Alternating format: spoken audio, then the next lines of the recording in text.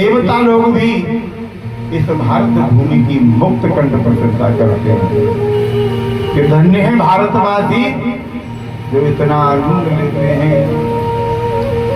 जहाँ डाल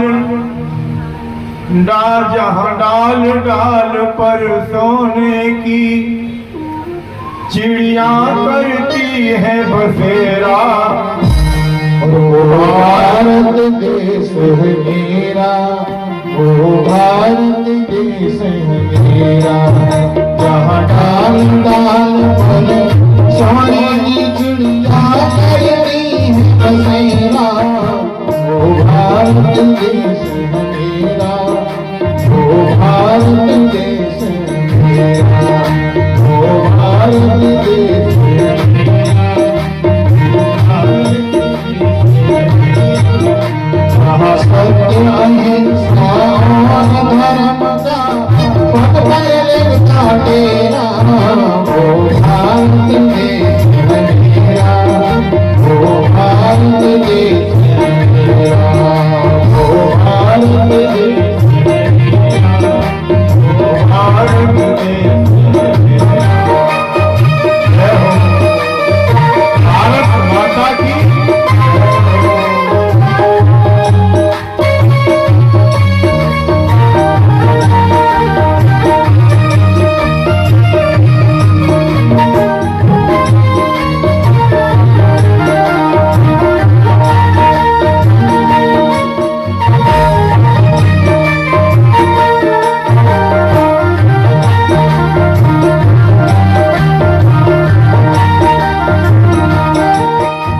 हम धरती है वो जहान, सबकी प्रभु नाम की माला। यह वो धरती जहाँ ऋषि मुनि जपते हरि नाम की माला। हरि ओम हरि ओम हरि ओम हरि ओम। यहाँ हर बालक एक मोहन है और राधा एक बाला। हरि ओम हरि ओम हरि ओम। जहाँ हर बालक एक मोहन है और राधा एक बाला। राधा एक तुम्हारा सूरज सबसे पहले आकर डाले अपना फेरा। ओ भारत देश है मेरा, ओ भारत देश है मेरा, ओ भारत देश है मेरा, ओ भारत देश है मेरा। जय हो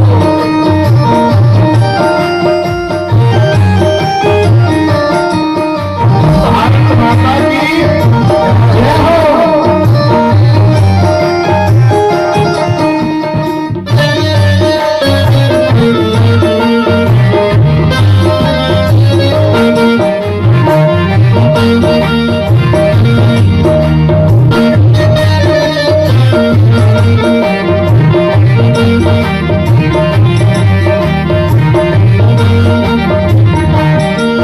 जहाँ गंगा यमुना कृष्णा और कावेरी बहती जाए। हरि ओम हरि ओम हरि ओम। जहाँ गंगा यमुना कृष्णा और कावेरी बहती जाए, कावेरी बहती जाए। जहाँ उत्तर दक्षिण पूर्व पश्चिम को अमृत मिलवाए। अमृत मिलवाए। अमृत पिलवाए। फल फल और फूल उगाए नहीं तो तेरा। ओ भारत देश मेरा, ओ भारत देश मेरा।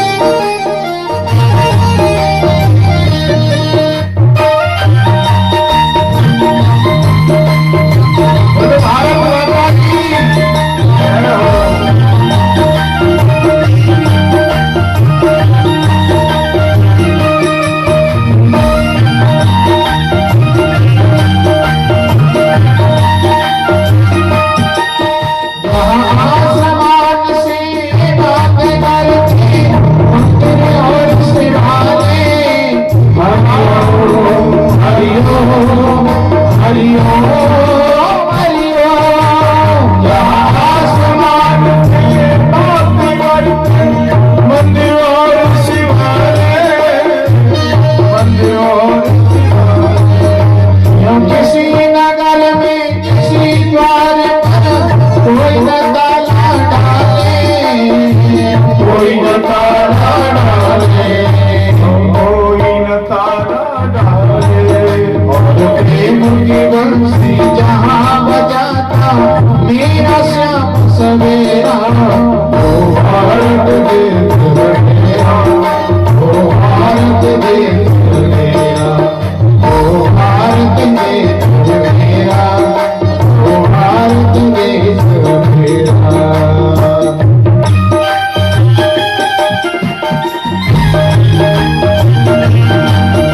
जय हो भारत माता की जय हो। भारत माता की जय हो गया। हाँ?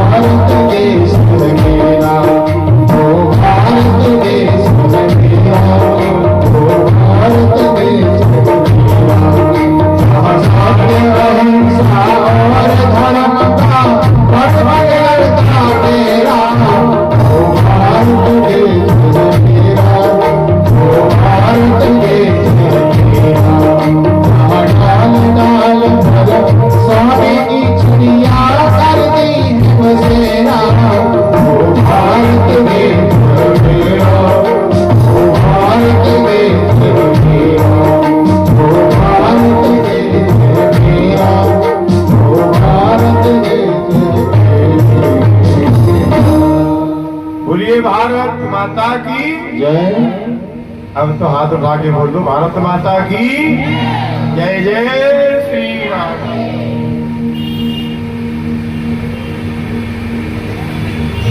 तो भारत भूमि की प्रशंसा देवताओं ने भी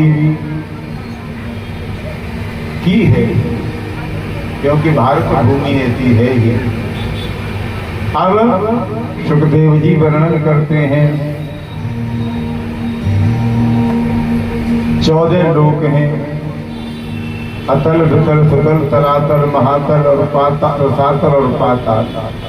ये पृथ्वी के नीचे हैं और पृथ्वी के ऊपर भू भुवः स्वः मह जनः तप और सत्य, ये 7 ऊपर हैं। इस प्रकार से 14 हैं। नीचे से ऊपर तक संपूर्ण ब्रह्मांड की दूरी 50 करोड़ योजन की है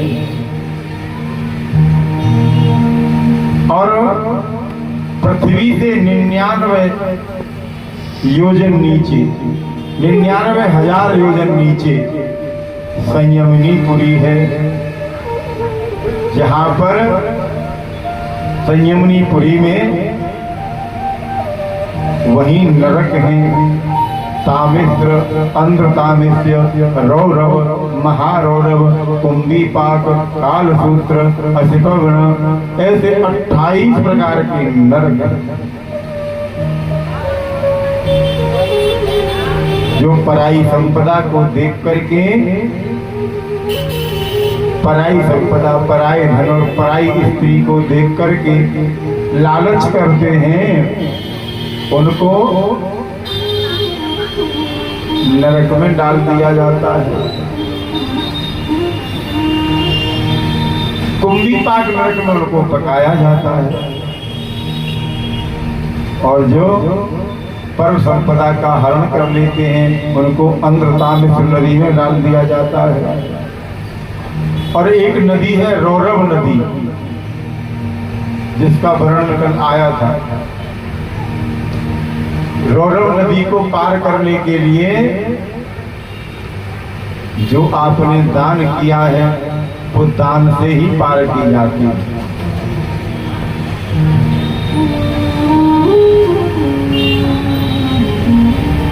तो जब सुखदेव महाराज ने नरकों का वर्णन किया, नरकों का वर्णन सुन करके राजा परीक्षित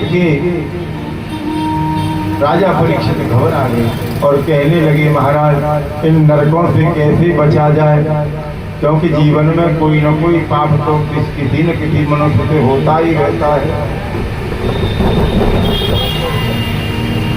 नरक का इतना भयंकर वर्णन सुन करके राजा रोमांचित हो गए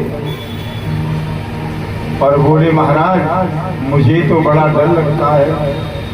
सुखदेव जी बोले, डरने की कोई बात नहीं, नरकों को तो ऐसे समझो जैसे धोबी घाट, और नरकों पे अगर यदि आपको नहीं जाना है तो कपड़े को अपने आप ही साफ कर दो, और यदि कपड़े पर कोई दाग धब्बा लग गया तो फिर तो ये धोबी घाट पे ही जाएगा। और धोबी घाट पर जो कपड़े की मरम्मत की जाती है तो सब जानते हैं, इसलिए धोबी घाट पे जाना ही नहीं पड़े, नरकों में जाना ही नहीं पड़े, ऐसा कोई काम कर जाओ।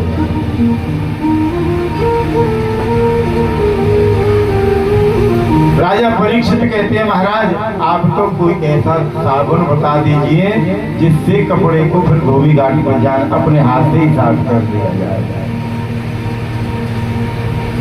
तो सुखदेव भगवान कहते हैं, तो सुनो राजन, एक ही साबुन है कि केचित केवलया भक्त्या वासुदेव परायणा अगं गुणवन्ति कास्मिन् निहारमिव भास्करः। तो सुनो राजन, एक ही साबुन है, जैसे भुवन भास्कर सूर्य नारायण के उदय होते ही संपूर्ण अंधकार समाप्त हो जाता है। भगवान के मंगलमय नाम का गुणगान करने से जीव के जन्म जन्मांतरों के कल्प कल्पांतरों के जितने भी पाप पुंज हैं सब भस्मीभूत हो जाते हैं। और उन्होंने कन्नौज में रहने वाले एक ब्राह्मण की सुनाई।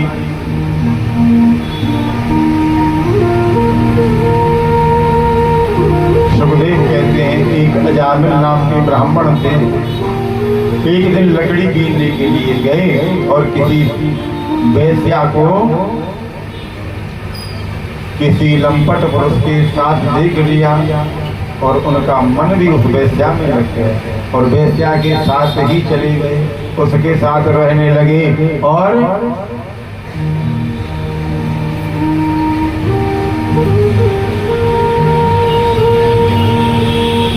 वहां उस वैश्या से उन्होंने 9 पुत्रों को उत्पन्न किया। और जब 10वां पुत्र हुआ तब कोई संतों के कहने से उन्होंने अपने पुत्र का नाम नारायण रख दिया।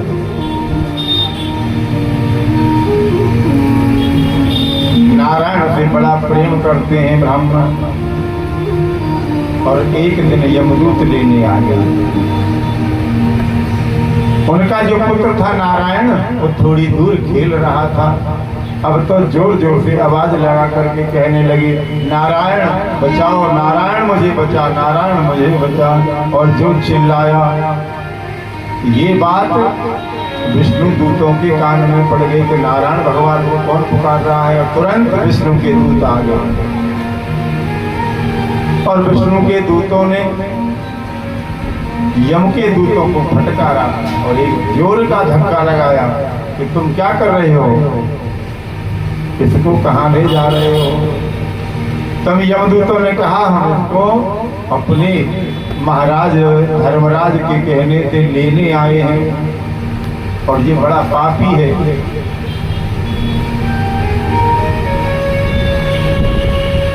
इसको हम ले जाने आए हैं। तब उन लोगों ने कहा, यमदूतों से विष्णु के दूतों ने कहा कि तुम इसको नहीं ले जा सकते। तुमने सुना नहीं ये कितनी जोर से हमारे मालिक नारायण का नाम ले रहा है। तो यमदूतों ने कहा, महाराज आपको कोई गलत जानकारी हो गई है, ये तुम्हारे स्वामी नारायण का नाम नहीं ले रहा, ये तो अपने पुत्र नारायण का नाम ले रहा है। तो यमदूतों ने विष्णु दूतों ने कहा कि ये बताओ, इसके पुत्र का नाम नारायण पहले रखा गया कि हमारे स्वामी नारायण का नाम पहले रखा गया। बोले तुम्हारे स्वामी का ही नाम रखा गया। तो विष्णुदूत बोले कि इसका नाम कल रखा गया है और हमारे स्वामी का नाम तो अनाद काल से नारायण है। तो बोलो ये नाम किसका माना जाए, क्योंकि एक बार भी यदि गलती से प्राणी भगवान का नाम ले ले, उनका एक बार गुणगान कर ले, तो समस्त पाप तत्क्षण भस्मीभूत हो जाते हैं। इसलिए भाई को भाई अनक आलस, भाई को भाई अनक आलस, भाई को भाई अनक आलस,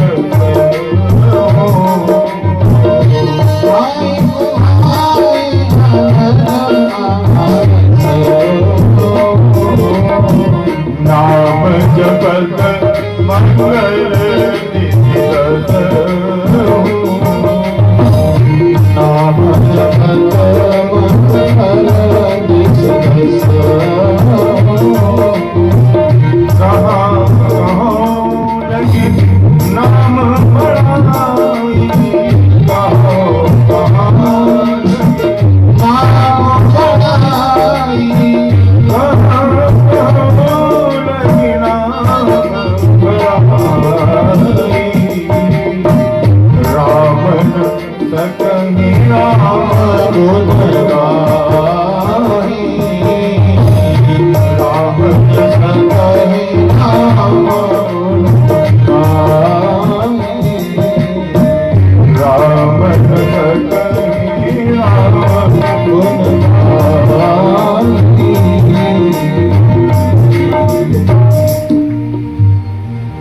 तो वस्तु शक्ति जो होती है वो ज्ञान की अभिलाषा नहीं रखती, ज्ञान की अपेक्षा नहीं रखती। तुम अग्नि को जान करके छुओ तो क्या वो जलाएगी, जान करके छुओ तो भी जलाएगी और अनजाने में छुओ तो भी जलाएगी। तो वस्तु शक्ति जो होती है, हमें उसका ज्ञान हो या न हो, पर अग्नि तो हमको जलाएगी ही जलाएगी। ऐसे ही परमात्मा का नाम श्रद्धा से लिया जाए या अश्रद्धा से लिया जाए, परंतु उसका कल्याण होने में कोई संदेह नहीं है। और यमदूतों को विष्णु दूतों ने भगा दिया। विष्णु दूत तुरंत वहां से चले गए। और भगवान विष्णु के भी दूत छोड़ करके चले गए। और अजामिल ये सब देख रहा था। अजामिल की नींद खुल गई और गंगा द्वारे मुखे आय, गंगा के किनारे जाकर के समस्त बंधनों से मुक्त होकर के परम धाम को प्राप्त किया। और इधर उन यमदूतों ने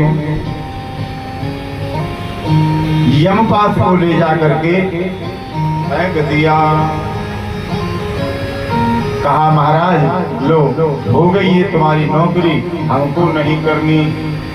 तब यमराज ने कहा क्या बात है? तब वो दूत कहते हैं कि आपके कहने के अनुसार,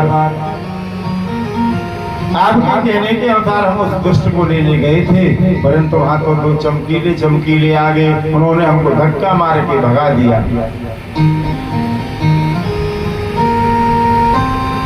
जो भगवान विष्णु का नाम लिया, विष्णु का नाम सुनते ही यमराज ने कहा चुप रहो, धीरे से बोलो, क्योंकि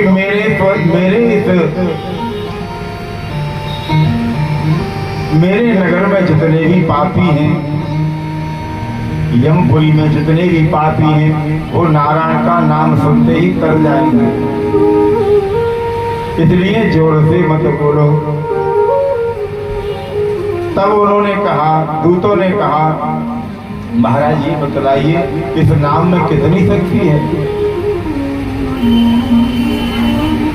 तो यमराज बोले कि क्या तुमको पता नहीं है?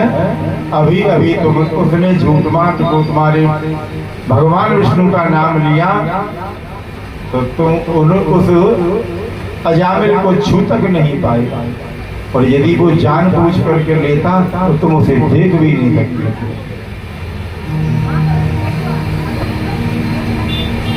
राम राम की कहां तक मैं बड़ाई करूं, कोई इनकी महिमा नहीं जानता।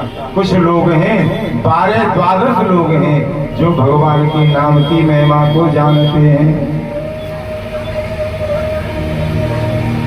परम भागवत हैं, 12 परम भागवत हैं। यमदूतों ने कहा महाराज आप तो हमें ये बताइए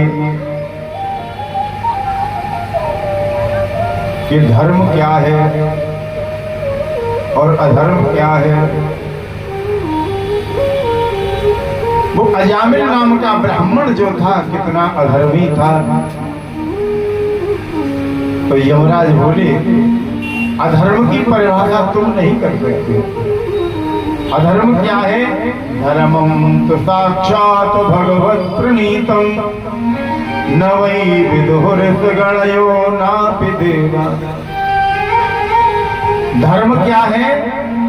धर्म को तो कोई नहीं जानता, कोई कितना भी विदुषी हो, कैसा भी विधि हो।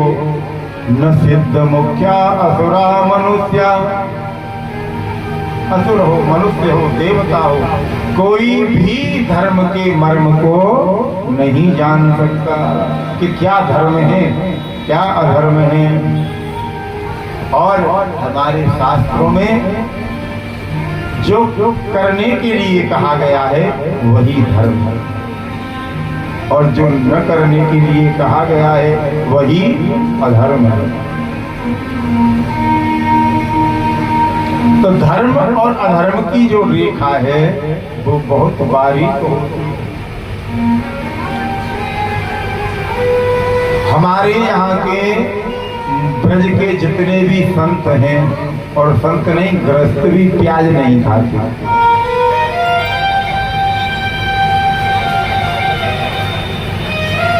प्याज खाना पाप समझते हैं। और बंगाल का ब्राह्मण भी मछली खाता। तो क्या है धर्म, क्या है अधर्म? उसके लिए वही धर्म है, और हमारे लिए प्याज न खाना ही धर्म है।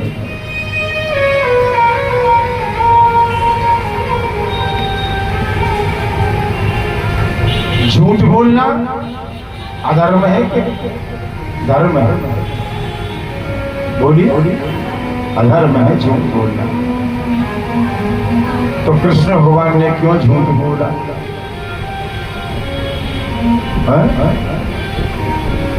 महाभारत का प्रसंग है कि जब परीक्षित महाराज पैदा हुए तो ब्रह्मास्त्र से जैसे ही पैदा हुए तो मरे हुए पैदा हुए। पैदा होते ही परीक्षित समाप्त हो गए, परीक्षित के प्राण चले गए। परंतु जैसे ही प्रार्थना की और भगवान ने देखा कि कौरवों और पांडवों का यहाँ से अंत हो जाएगा, तो भगवान ने आज भुजा उठा करके कहा कि मैं कृष्ण आज भुजा उठा करके कहता हूं, यदि मैंने कभी जीवन में झूठ न बोला हो तो अभिमन्यु पुत्र तुरंत जीवित हो जाएगा। तुरंत ही जब ये कहा कि मैंने जीवन में कभी झूठ नहीं बोला हो तो तुरंत जीवित हो जाए और अभिमन्यु के पुत्र परीक्षित तुरंत जिंदा हो गए। अब बताओ क्या भगवान ने झूठ नहीं बोला?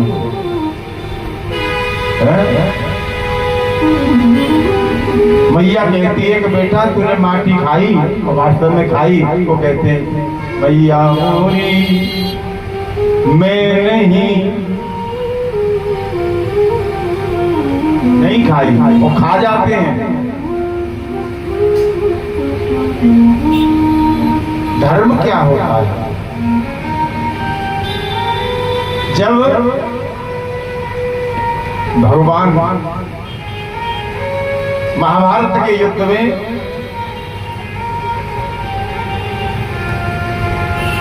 गुरु थे द्रोणाचार्य, उनका देहांत कैसे हो, उनका प्राण कैसे निकले, उनका वध कैसे किया जाए,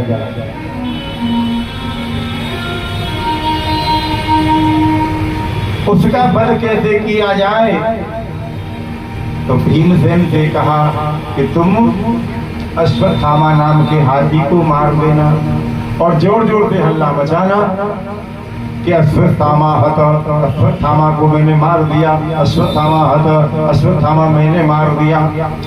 और तुरंत द्रोणाचार्य जी गुरु जी के पास आए, द्रोणाचार्य जी तुम्हारे भाई युधिष्ठिर के पास आएंगे और युधिष्ठिर भैया आप भी कह देना कि अश्वत्थामा मारा गया। और यदि युधिष्ठिर कह देते कि अश्वत्थामा मारा गया तो कुछ होता नहीं, परंतु उन्होंने तो कह दिया कि अश्वत्थामा हतः नरोवा कुंजरोवा। भगवान ने तो केवल इतना कहा था कि ये कह देना कि हाँ अश्वत्थामा मारा गया, और यही कह देते तो झूठ था ही, परंतु उसने अपनी तरफ से मिला दिया। और जब स्वर्गारोहण हुआ तो उन्होंने धर्मराज ने पूछा कि तुमने एक झूठ बोला था, तो युधिष्ठिर कहते हैं महाराज मैंने झूठ नहीं बोला, वो तो कृष्ण भगवान ने मुझसे झूठ बोलवाया था। और कृष्ण भगवान तुरंत वहां उपस्थित हो गए, बोले कि दादा तुम झूठ बोलते हो, मैंने कब कहा था कि तुम झूठ बोलो, मैंने तो तुमसे ये कहा था अश्वत्थामा हत, तुमको केवल ये कहना है और तुम ये केवल कह देते, क्योंकि जो मैंने कहा है वही धर्म है, भगवान जो कहते हैं वही धर्म है। और मैंने जो कहा था कि अश्वत्थामा हत, अश्वत्थामा मारा गया, तुम कह देते कि अश्वत्थामा मारा गया तो तुम्हें पाप नहीं लगता, तुमने तो अपनी योजना बना ली, इसलिए तुमको ये दोष लग गया। और जिस दिन महाभारत में लिखा है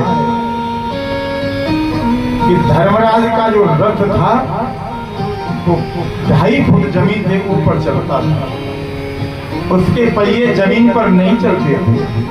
क्यों? क्योंकि धर्म का इतना बड़ा प्रबल प्रभाव था।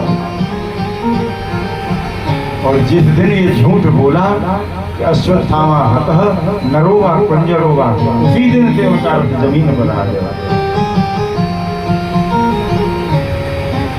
तो क्या होता है धर्म, क्या होता है अधर्म? अधर्म तो वही है, धर्म वही है जो भगवान ने कहा है। और भगवान के क्या है जो हमारे वेदों में लिखा है। वेद क्या है? वेद साक्षात भगवान है। वेदम तो साक्षात भगवत प्रणीता, क्योंकि वेद भगवान ही भगवान की श्वास है। इसलिए धर्मराज कहते हैं धर्म को कोई नहीं जानता। हम 12 लोग हैं, स्वयंभूर नारद शंभु कुमार कपिलो मनु प्रहलादो जनको भीष्मो बलरवैयात ये 12 लोग हैं जो थोड़ा बहुत धर्म के बारे में जानते हैं। अब तो यमदूतों ने हाथ जोड़ करके कहा महाराज ये बताओ आप तो कि हम किसको लेने जाएं और किसको लेने न जाएं। तो यमराज बोले नोट कर लो कि जीवान भक्ति भगवत गुण नाम गेयम चेतस्व स्मरत चरणारविंदम कृष्णाय नो नमति यद चरणे कदापि तानानमधमशतो कृत विष्णु कृत्यां। यमराज कहते हैं जिनकी जिह्वा कभी भगवान का गुणगान नहीं करती उनको लेने जाना चाहिए। जिनका सिर कभी भगवान के चरणों में नहीं झुकता ऐसे लोगों को तुम्हें लेके आना चाहिए। और जिनके कर कमल कभी भगवान की सेवा नहीं करते उनको लेने तुम्हें जाना चाहिए। और जो कभी भगवान की सेवा नहीं करते ऐसे लोगों को लेने जाना चाहिए। परीक्षित जी से कहते हैं सुखदेव जी यह इतिहास हमने कुंभज महात्मा से सुना। अब 6वें स्कंद में कथा प्रारंभ होती है और 6वें स्कंद में कथा है त्वष्टादिति के पुत्र थे और अन्य कथाएं हैं। 7वें स्कंद में अब राजा ने प्रश्न कर दिया कि समः सम प्रिया सुहृदन ब्राह्मण भूतानां भगवान स्वयं। ये बताइए प्रभु कि भगवान पक्षपात क्यों करते हैं? दैत्यों को मार देते हैं और देवताओं का उद्धार करते हैं, ऐसा क्यों करते हैं? तो सुखदेव जी कहते हैं राजन ध्यान से सुनो, जो जिस भाव से भगवान को भजता है भगवान उसी नाते भगवान को जो जिस रिश्ते से भजता है भगवान वही नाता बना लेते हैं। भगवान को पुत्र बनाओ तो भगवान पुत्र बन जाते हैं। जो जिस भाव से भजता है भगवान उसी भाव को निभाते चले जाते हैं। क्योंकि समदर्शी मोहि कह सबको और सेवक प्रिय अनन्य गति सो। भगवान तो समदर्शी है।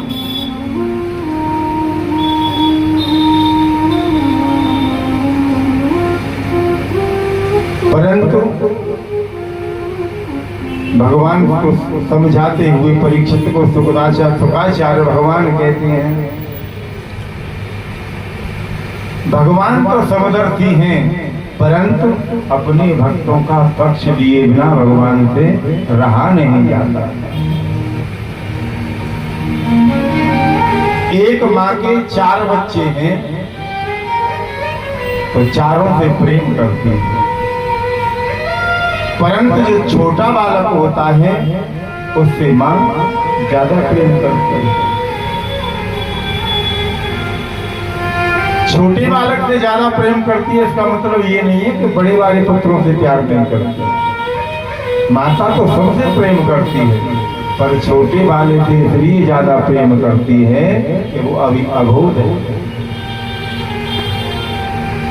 नारद जी ने यही प्रश्न भगवान से किया, राम जी से कहा, महाराज ये बतलाओ कि जब मैं विवाह करना चाहता था तो मुझे विवाह क्यों नहीं करने दिया आपने? हैं? आप तो लक्ष्मी जी के साथ बैठे रहते हो, और जब मैं विवाह करने के लिए गया था तो आपने मेरा विवाह नहीं होने दिया, मुझे बंदर बना दिया था। तो भगवान कहते हैं, देखो नारद, और ये बात सही है कि तब विवाह में चाहूं कीना, प्रभु के कारण करे न दीना। जब मैं विवाह करना चाहता था तो मुझे विवाह करने नहीं दिया आपने। तो देखो, जब दूल्हा निकल के जाता है ना, कोई दूल्हा कोई बारात निकल के जावे आपके घर के सामने से, तो तुरंत आप अपने झरोखे में से देखने जरूर आते हैं कि दूल्हा कैसा है। तो माता अपने पुत्र को कंधे पर, अब तो फिर ज्यादा, अब तो फोन ऐसे हो गए हैं कि बारात निकल जाए चाहे कुछ भी निकल जाए, अब तो फोन में अपने सब काम बढ़िया चलता रहता है। तो पहले क्या था कि जैसे ही बारात निकल के जाती तो माताएं तुरंत अपने बच्चों को लेकर के और सड़क पर आ जाती थी, दरवाजे पर खड़ी हो जाती थी। तो किसी माता के पुत्र ने पूछ लिया कि माता ये क्या हो रहा है? तो मैया बोली, मैया बेटा ये विवाह हो रहा है। अब तो लड़का बोला, बालक बोला कि मैया मैं भी विवाह करूंगा। तो मैया बोली, अरे तू तारी के अभी छोटो हो, कहाँ से ब्याह करेगो? कौन से ब्याह करेगो? तो अबोध बालक कहता है, मैया मैं तो तोते ही ब्याह करूंगा। कह देता है कि नहीं बालक? तो अब बताओ, बालक यदि माँ से ब्याह करने की कह रहा है तो क्या माँ उसके साथ ब्याह करेगी? नहीं करेगी। क्यों करेगी? माँ है। तो नारद जी से भगवान कहते हैं कि तुम जिससे विवाह करने जा रहे थे वो कौन थी? लक्ष्मी ही तो थी, और तू लक्ष्मी से विवाह करने चला था, इसलिए मैंने तेरा ब्याह नहीं होने दिया। क्योंकि जो भक्त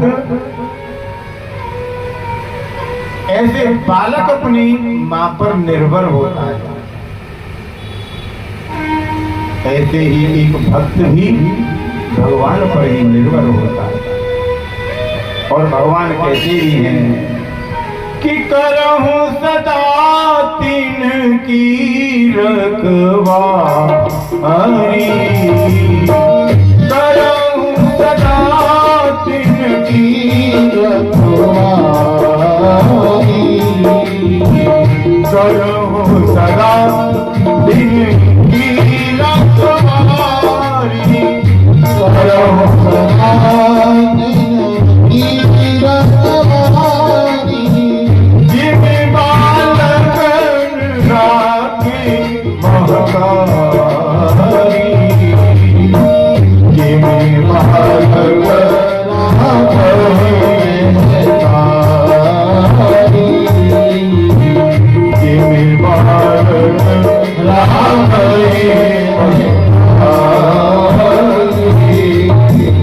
भगवान कहते हैं कि मैं अपने भक्तों की ऐसे रक्षा करता हूँ जैसे एक माँ अपने छोटे बच्चे की रक्षा हर समय करती है, हर समय ध्यान रखती है। ऐसे ही मैं अपने बालकों का, अपने भक्तों का ध्यान रखता हूँ।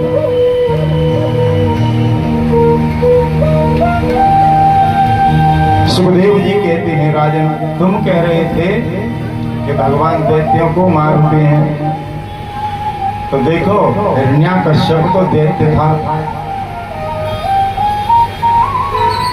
और प्रहलाद उसका जो पुत्र था वो भी दैत्य था।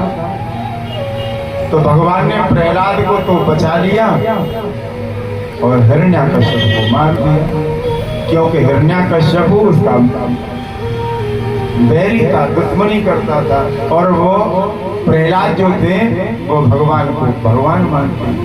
इसलिए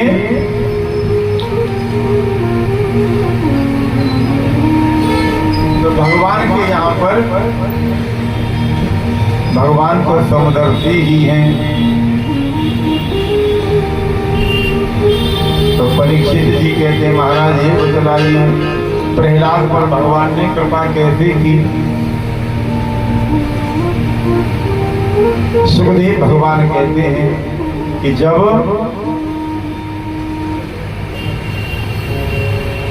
हिरण्याक्ष का भगवान ने वध कर दिया, तभी से हिरण्याक्ष का वध करते ही जो हिरण्याक्ष हिरण्यकश्यप उसका भाई था, क्रोध में भर गया और क्रोध में भर करके उसने भगवान से बदला लेने के लिए घोर तपस्या की और ऐसी तपस्या की कि पूरे शरीर पर दीमक लग गई। तुरंत भगवान ब्रह्मा प्रसन्न हो गए, कहा ब्रह्म ब्रूयात। अब तो उसने कहा कि भगवान मुझे अमर बना दो। तो ब्रह्मा जी बोले भैया अमर तो हम ही नहीं है, तुम्हें अमर कहां से बना दें, हमको भी मरना पड़ता है। तो अब तो उसने इतने वरदान मांगे। ब्रह्मा जी बोले और कोई वरदान मांग ले।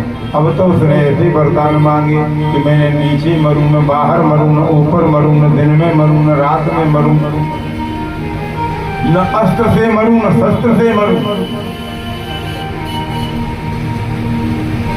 न 12 महीने में मरूं। मैं भगवान की, मैं ब्रह्मा जी की बनाई हुई सृष्टि में किसी से नहीं मरूं। इतने वरदान मांगे। ब्रह्मा जी बोले बस कर भैया, कितने मांगेगा, पर तूने देख तपस्या भी बड़ी कठिन की है, इसलिए मैंने इतने वरदान दिए। अब तो ये वरदान पा करके उसको लगा कि मैं तो अब अमर ही हो गया। उसके 4 पुत्र हैं, अहलाद, अनुलाद, प्रहलाद और प्रहलाद। प्रहलाद सबसे छोटे हैं और प्रहलाद जी को एक ग्रह लग गया। किसी पे कोई ग्रह आ जाए तो उसकी पूजा करा ली जाए तो ग्रह छूट जाता है।